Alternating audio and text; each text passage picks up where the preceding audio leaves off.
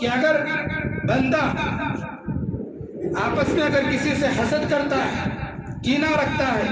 بغض رکھتا ہے، حسد کب کرتا ہے؟ حسد کے معنی یہی آتے ہیں کہ اگر کسی بندے کے پاس کوئی نعمت اللہ کی مل گئی ہے، وہ یہ کوشش کرتا ہے کہ یہ نعمت مجھے ملنی چاہیے، اس کو کیوں مل گیا،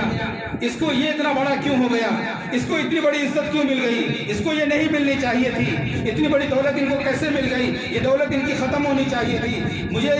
یہ دولت مل جائے، یہ عزت مل جائے، چاہے یہ عزت اس کے پاس سے ختم ہو جائے لیکن مجھے ملنی چاہیے۔ حسد یہی ہے کہ زوال نعمت کی تمنا کرنا، کسی کے پاس کوئی نعمت ہو اس نعمت کے زوال کی تمنا کرنا، یہ حسد ہے۔ فرمایا گیا کہ اگر کوئی آدمی حسد کے اندر مبتلا رہے گا،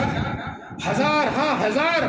اس بندے کے اوپر اللہ کی نعمتیں ہیں، کسی بھی نعمت کا وہ شکر گزار نہیں ہوتا ہے۔ جو حسد کے اندر مبتلا رہتا ہے وہ اللہ کی نعمتوں کا شکر گزار نہیں رہتا ہے۔ اس لیے میرے بھائی اور بزرگوں، اگر حسد کی وجہ سے اختلاف ہے، جھگڑا ہے کسی سے، تو فرمایا گیا ہے کہ اس کو ختم کیا جائے۔ ختم کرنے کا طریقہ کیا ہے؟ علماء نے لکھا ہے کہ ختم کرنے کا طریقہ یہ ہے، جو مشکل ہوتا ہے لیکن اس کو کر لے تو بہت اچھا ہے، وہ یہ ہے جس سے حسد ہے کہ اس کے پاس یہ نعمت کیوں آ گئی، اس کے پاس یہ دولت کیوں آ گئی، یہ اس کو اتنی بڑی عزت کیوں مل گئی، جس سے حسد ہے، اس کے بارے میں یہ دعا کرو، اللہ اس کو اور زیادہ مال عطا فرما، اس کو اور زیادہ عزت عطا فرما، اس کو اور زیادہ بلند مقام عطا فرما۔ اگر یہ دعا کریں گے تو اللہ تعالی ہمارے دل سے جو حسد کی بیماری کو بھی دور کریں گے۔ فرمایا گیا کہ اگر کوئی مومن بندہ اپنے بھائی کے لیے دعا کرتا ہے، وہ دعا سب سے پہلے اس کے لیے قبول ہوتی ہے جو اس نے اپنے بھائی کے لیے کی ہے۔ تو جس نعمت کے تعلق سے آپ ٹینشن کے اندر ہیں، فرمایا گیا کہ ہم ان کے لیے مزید دعا کریں گے، اللہ تعالیٰ ہمیں بھی وہ نعمتیں عطا فرمائیں گے۔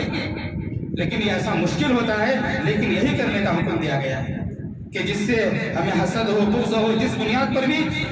جس ترقی کو دیکھ کر بھی اس کی مزید ترقی کے لیے ہمیں کیا کرنی چاہیے؟ دعائیں کرنی چاہیے۔ اور اسی طریقے سے فرمایا گیا ایک روایت کے اندر، آقا مدنی محمد عربی صلی اللہ علیہ وسلم نے فرمایا، لوگوں کے ساتھ نیکی کا معاملہ کرو، لوگوں کے ساتھ احسان کا معاملہ کرو۔ ایسا نہ کہو کہ وہ احسان کرے گا ہم بھی احسان کریں گے، ٹھیک ہے، وہ احسان کرے گا تم بھی احسان کرو، اگر وہ ظلم کرے گا تو ہم بھی ظلم کریں گے، یہ نہ کہو، بلکہ وہ ظلم کرے گا تو ہم تب بھی احسان کریں گے۔ ظلم کرنے کی تعلیم شریعت نہیں دیتی ہے۔ اگر وہ احسان کرے تم بھی احسان کرو، اگر وہ ظلم کرے تو تم ان کے ساتھ ظلم نہ کرو، یہ شریعت کی تعلیم